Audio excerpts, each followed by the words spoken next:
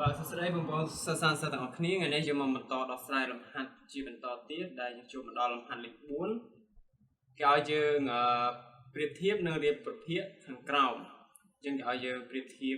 មានចំណុចកនិងខហើយគេឲ្យយើងមានប្រភេទប៉ុណ្ណឹងគេឲ្យយើង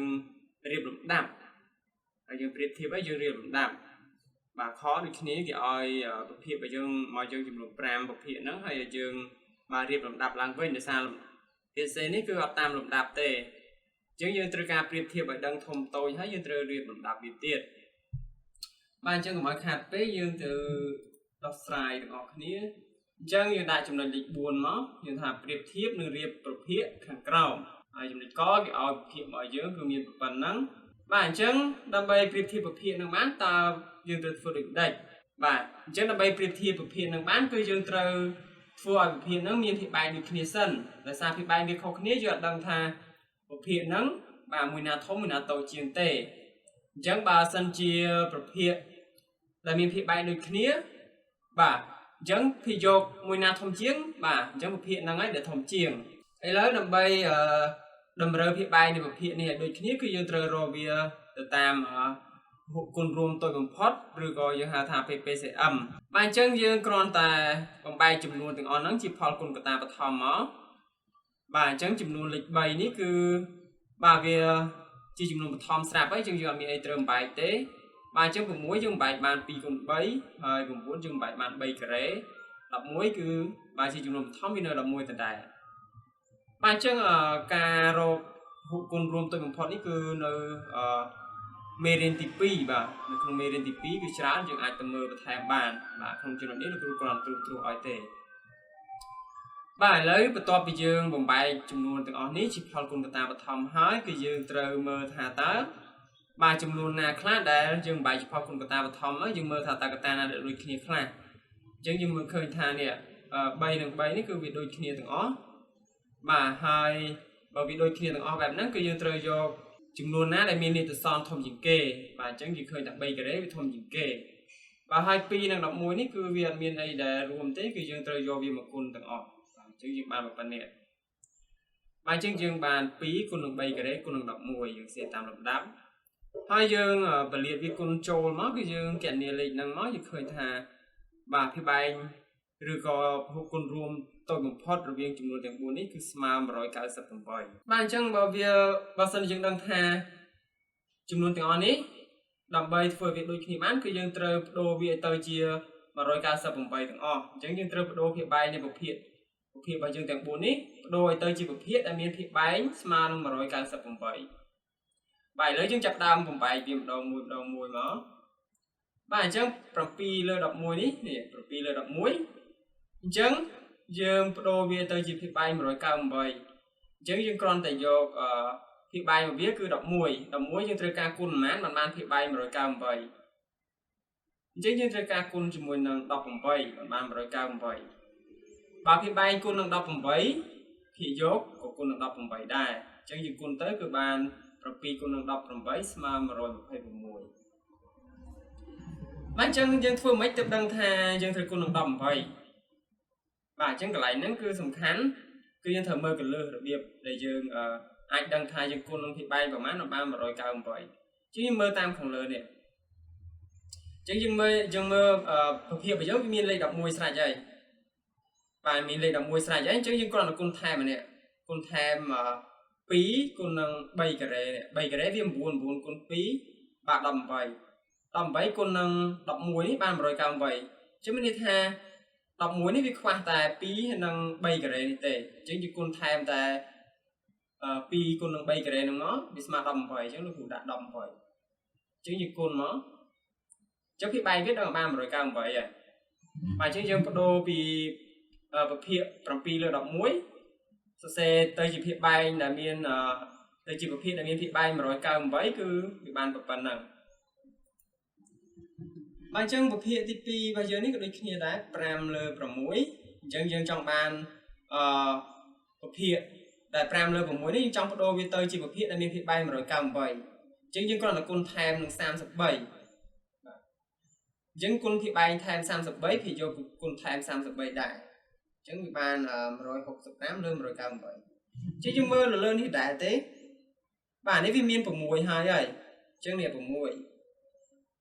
chân cái lại ní chân khơi tha pí và sân chân con bay man của mùi chả bay cái đấy nếu vì sao bay mùi tiệt chứ như khoản là do pi con bay mất nên sao con bay mùi tiệt sao bay cái đấy ní chân và sân là chân tận lẹ xoay con vì bạn bay con bay và chân vì bạn pi con bay con đọc mùi và chứ khoản là mơ mất nhưng do pi con bay vì của mùi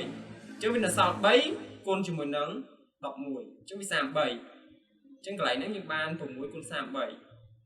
chứ mà thì bay mà rồi càng vậy chứ mà sân chia thì bay con nông bồng mán thì vô với con tham phần nặng đài mà chứ như con mất ban phần nặng có to tiền buôn lơ bồng buồn chứ mà thì bay giống như bồng buồn này chứ dân trật đô với tới chia ban thì bay mà rồi càng vậy nhưng con tham một phải pi nhưng còn mơ lại như thế đại thế anh ấy miền và sân chia bồng buồn với smart bay cái này nè chứ buồn smart bay cái này chứ mình tha vì miền bay cái này hai với con tham tập pí nó đọc mùi thì thế chứ pi con đọc mùi với một phải pí con bồng buồn nó cứ ban mà rồi càng vậy chứ mình tha bồng buồn với khoa tài con chỉ một phải pi thì tế ban mà rồi càng vậy à chứ con tham phần năng nó thì dốt con tham phần năng đại chứ mà bài sập phần bảy lương mà rồi càng vậy chẳng là so là pi lừa bay trong cõi và pi lừa bay chẳng bay ní cái dân con mán mà rồi cao vậy chứ mơ lên đi thật đại và bay cái lại ní bay cái rễ vì mình này thả mình bay con bay pi đòn nữa chứ cho lịch bay mùi tranh tới chứ là sao pi con bay con đọc mùi chứ mình này tha dân con tham mà pi con bay vì mà năng vùng muối con đọc muối vì mà hụt vùng muối chứ mình này thả bay giống con tham hộp mùi tới ba mà rồi cao vậy vậy và khi bay con hộp muối thì vô giống con hộp mùi đại chứ mà rồi sam sắp bí lên mà rồi cao vậy bay lấy dương ăn đồ bị bột hiện đại miền thì bay không khné tới chiều bột hiện đại miền thì bay đôi khné dương chập đa thuộc cả biệt thiệp nhớ thuộc cả biệt thiệp nó và chứ như khơi than nè bột hiện nát tại vì tôi chỉ kê chẳng bảo vì miền thì bay đôi khné cứ dương biệt thiệp thì dọc mùi nào tôi chừng kế hiện năng để tôi chừng kế bạn giống như khơi tha bàn vậy lương rồi cao vậy đi và vì tôi chừng kế vì miền thị dọc tôi chừng kế chứ riêng tam đạp chừng mó và to mó nè mà rồi phải vùng muối lương rồi cao vậy nè rồi phải vùng muối lương rồi cao vậy tôi tự tốt và to tiết mà rồi sam sập pi lương rồi cao vậy nếu bị thông chừng năng chẳng thông chừng tốt và hay mà rồi học pram lương rồi cao vậy nếu bị thông chừng kế bài trong một tiết dương tin ban buồn lơ cũng muốn cái tôi chỉnh kể bạn đi rồi sao ta mà rồi bạn rồi sao ta bài sầm bài lơ mà rồi cao bài ní cứ việc trời nâng bậc hiếp buồn lơ cũng buồn chẳng bà khả năng tôi chỉnh kế chẳng khả năng bậc hiếp ní là tôi chỉnh kế đại bài chứ tôi chỉnh kế bà to một tiết nè mà rồi hay vùng mũi lơ mà rồi cao bài chẳng việc trời chỉ muốn nâng bậc hiếp còn pi lơ đập mùi mà chẳng như xeประปีระดับมวยก็ต้องมาเทียบคือมาร้อย30 ปีเริ่มร้อย9ไปตัวbài chứng như banเนี่ยวิตรจมูกปีเลือกใบchứngเนี่ยปีเลือกใบvà hai trong cái thông chỉnh kếคือมาร้อย60 เริ่มร้อย9ไปchứวิตรจมูกพี่5เริ่มมวยbài chứngมีในท่าพี่5เริ่มมวยthông chỉnh kế chứ mình thà buôn lơ vùng bốn tôi chiêng pi lơ đập muối và hai tôi chiêng pi lơ đập muối nếu vì tôi chiêng pi lơ bấy tôi chiêng pram lơ vùng muối dân pi thiệp hai ấy chừng ai đi làm đạp bàn ấy ai nói lý lúc ru riêng việt tam làm đạp cạn cho bậc thiên bây giờ kia oi tam cạn tam châu ấy nhưng chưa riêng tam cạn của bạn tam châu của bạn này tam đạp cạn của bạn tam đạp châu của bạn